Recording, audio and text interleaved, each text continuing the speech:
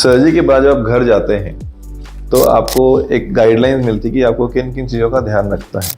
उसमें कुछ चीज़ें होती हैं जो कि आपकी नी रिप्लेसमेंट सर्जरी के बाद की लोकल आपको एरिया में जहाँ पे सर्जरी हुई है वहाँ पे किस चीज़ का ध्यान रखना है। तो सबसे पहले आपको ध्यान रखना है कि जो आपकी ड्रेसिंग है उस पर कोई स्पॉट तो नहीं आ रहे।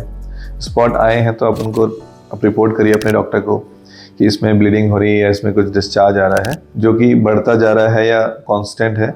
उसका रिपोर्ट आपकी डॉक्टर देख के उसको डिसाइड करेंगे।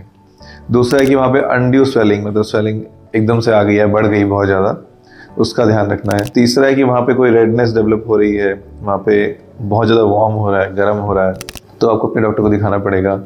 आपको इसके अलावा फीवर आता है तो आपको दिखाना पड़ेगा।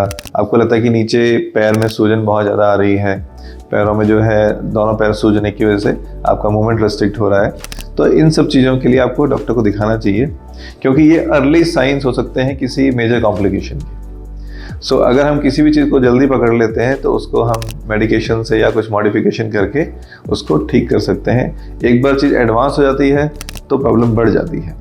सो ये सब आपको जब डिस्चार्ज समरी मिलती है तो उस पर लिखा होता है कि क्या क्या चीज़ें आपको देखनी है, और हर एक जो टीम काम करती है वो आपको कॉन्टैक्ट नंबर देगी जिस पे आप उससे कांटेक्ट कर सकते हैं कि आपको ये प्रॉब्लम आई है तो आप इस नंबर पे फ़ोटो खींच के भेजनी है या कुछ डिस्प्ले करना है या कुछ वीडियो बना के भेजना है कि ये प्रॉब्लम आ रही है, तो आप दिखा सकते हैं।